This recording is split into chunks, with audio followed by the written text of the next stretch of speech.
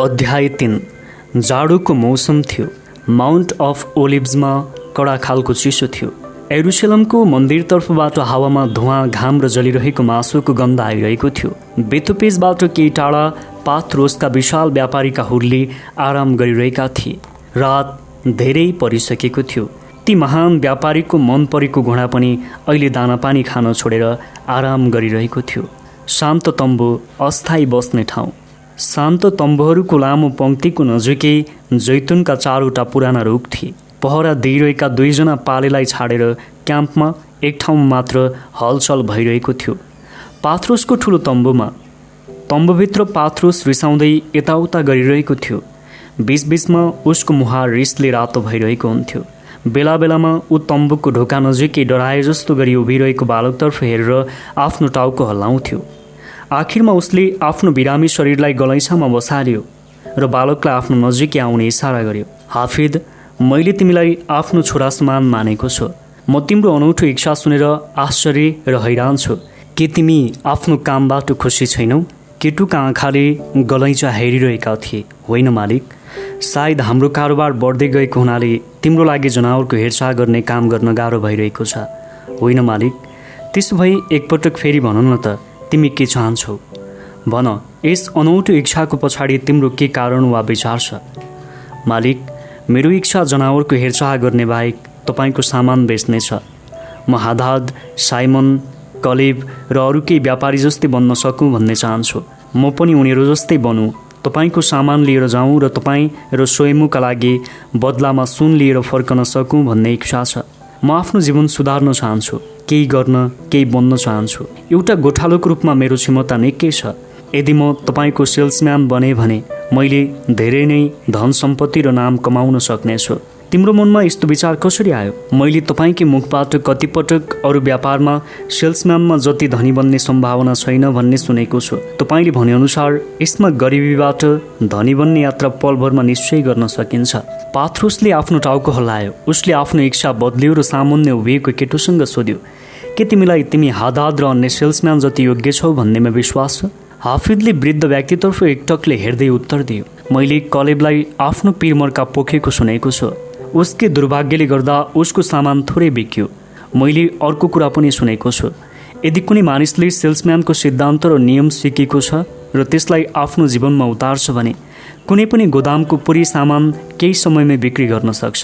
यदि तपाईँलाई सबैले मूर्ख व्यक्ति भन्ने कलेबले यो सिद्धान्त सिक्न सक्छ भने लाग्छ मैले किन सिक्न सक्दिनँ? यदि तिमीले यिनै सिद्धान्तलाई अपनायौ भने जीवनमा तिम्रो उद्देश्य के हुनेछ? हाफिदले अलिकति झस्क्यो, तुरुन्तै सम्हालेर उत्तर दियो, पुरै संसारले तपाईँ एक महान सेल्सम्यान हुनुहुन्छ भन्छ।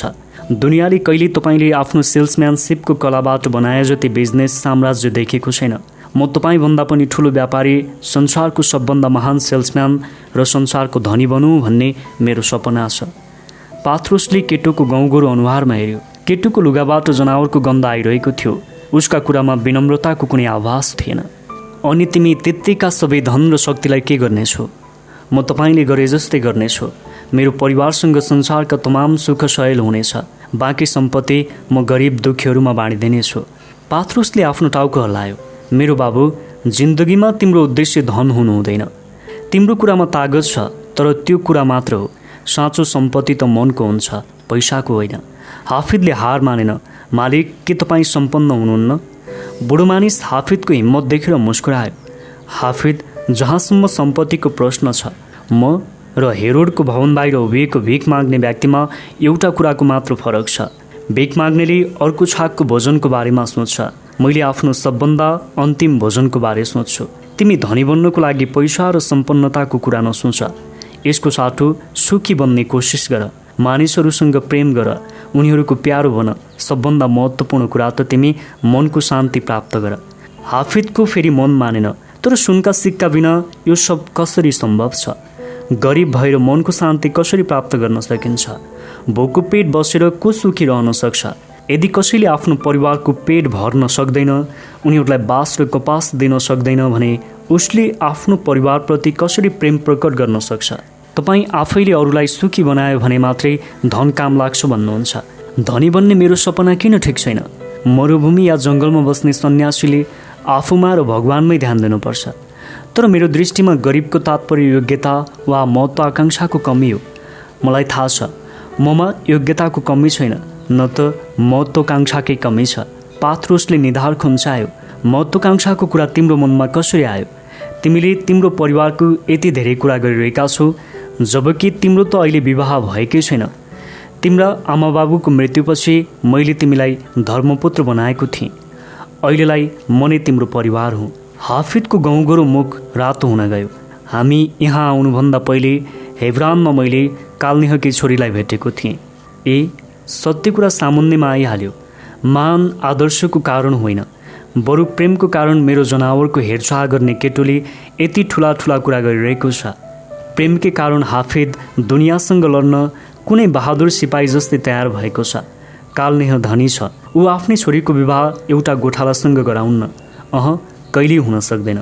उसकी छोरीको विवाह त एउटा धनाढ्य व्यापारीसँग हुनेछ। कसो धेरै राम्रो मेरो युवा सिपाही। यदि कुरा यस्तो हो भने मैले सेल्सम्यान बनाउनमा तिमीलाई अवश्य मद्दत गर्नेछु।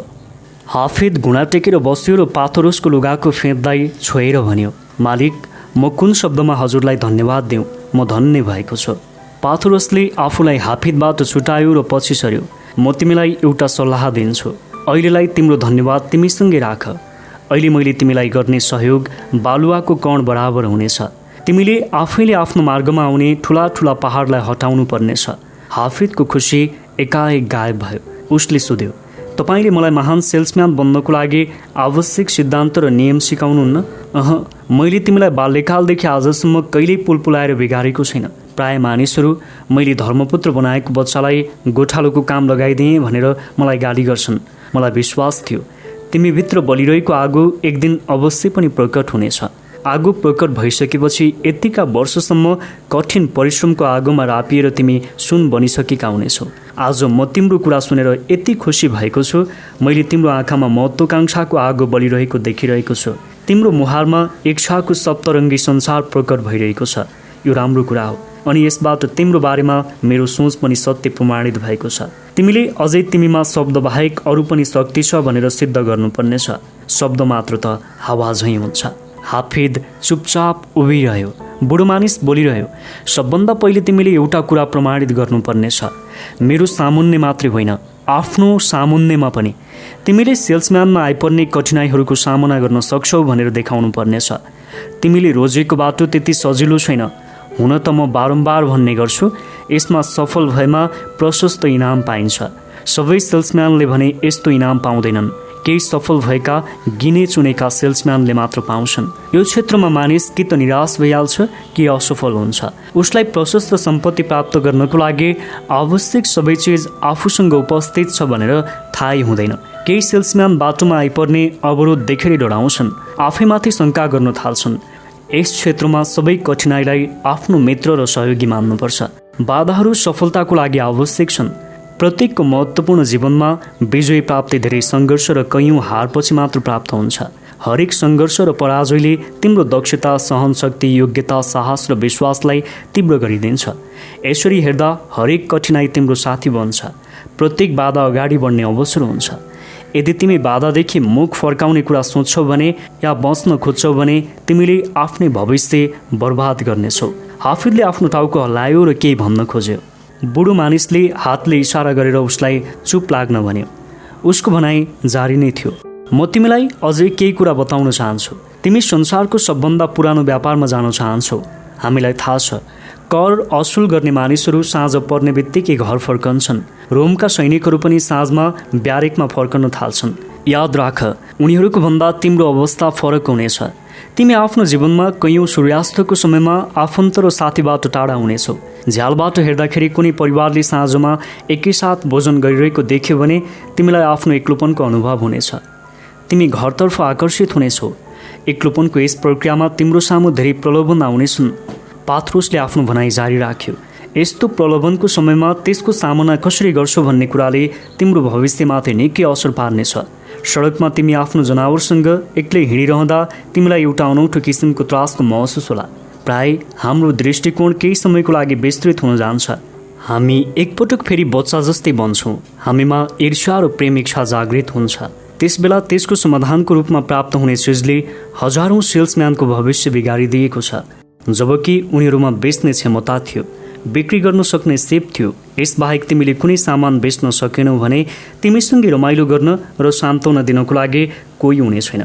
तिम्रो वरिपरि कोही पनि हुने छैन, बरु तिम्रो पैसा लुट्न चाहनेहरू तिम्रो वरिपरि हुन सक्लान्। म होसियार रहनेछु, तपाईँको चेतावनीपूर्ण शब्दहरूमाथि ध्यान राख्नेछु। त्यसो भए अब हामी सुरु गरौँ। मेरो विचारमा आजको लागि यति नै सल्लाह धेरै हो। तिमी मेरो सामुन्ने एउटा हरियो अन्जिर जस्तै उभिएका छौ। अन्जिर नपाकेसम्म त्यसलाई अन्जिर भन्न सकिँदैन। ठिक त्यसै गरी ज्ञान र अनुभव नमिल्दासम्म तिमीलाई सेल्सम्यान भन्न सकिँदैन। म कुन तरिकाबाट सुरु गरौँ? भोलि बिहान तिमी सिल्चियोलाई गएर भेट्नु। उसले तिमीलाई एउटा उत्तम कपडा दिनेछ। त्यो कपडा भेडाको ऊनबाट तयार गरिएको हो। त्यसले धेरै जाडो र वर्षा पनि सहन सक्छ।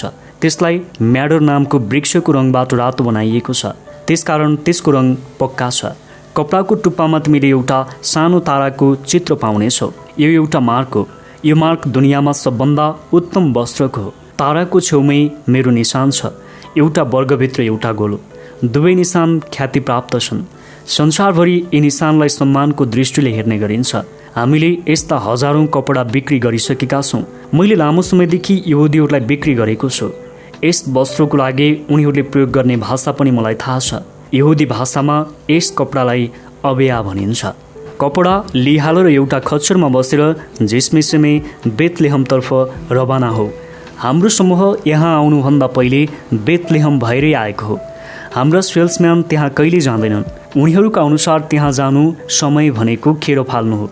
त्यहाँका मानिस निकै गरिब छन्। यद्यपि केही वर्ष पहिले मैले त्यहाँका मानिसलाई सयौं कपडा बेचेको छु। यो कपडा बिक्री गरेर नसकिदासम्म बेथलेहममै बस। हाफिदले टाउको हल्लायो र आफ्नो उत्साह लुकाउने असफल प्रयास गर्यो। म यो कपडालाई कति मूल्यमा बिक्री गरौँ मालिक?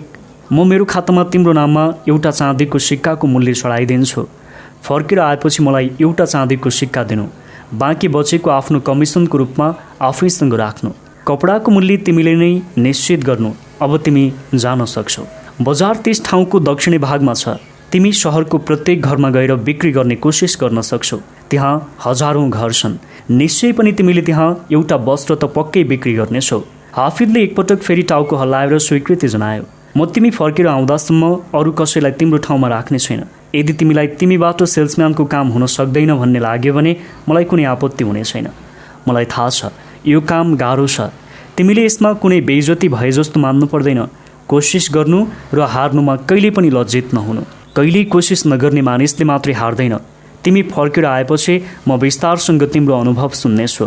बल्ल मैले तिम्रो महान सपनालाई सत्य गराउनुमा म तिम्रो कतिको मद्दत गर्न सक्छु भन्ने निर्णय गरौँला।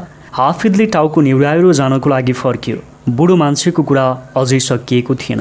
बाबु, एउटा सिद्धान्त छ। यो सिद्धान्त बुझ्यो भने आफ्नो नयाँ जीवन सुरु गर्ने बेलामा तिमीले असम्भव जस्तो देखिने अप्ठ्यारोलाई जित्नेछौ। तिम्रो मार्गमा धेरै नै कठिनाइ आउनेछन् भनेर बुझिराख। सबै महत्त्वकांक्षी व्यक्तिको मार्गमा कठिनाइहरू आउँछन् नै। हजुर मालिक, उभिरहेको हाफिदले भन्यो। यदि जित्ने दृढ सङ्कल्प छ भने त्यस व्यक्तिले कहिल्यै हार्न सक्दैन। पात्रोस किशोरको नजिक गयो। के तिमीले मेरा शब्दहरूको पुरै अर्थ बुझ्न सक्यौ? हजुर मालिक। त्यसो भए हामी दुवै मिलेर दोहोऱ्याउँ। यदि जित्ने दृढ सङ्कल्प छ भने त्यस व्यक्तिले कहिल्यै हार्न सक्दैन।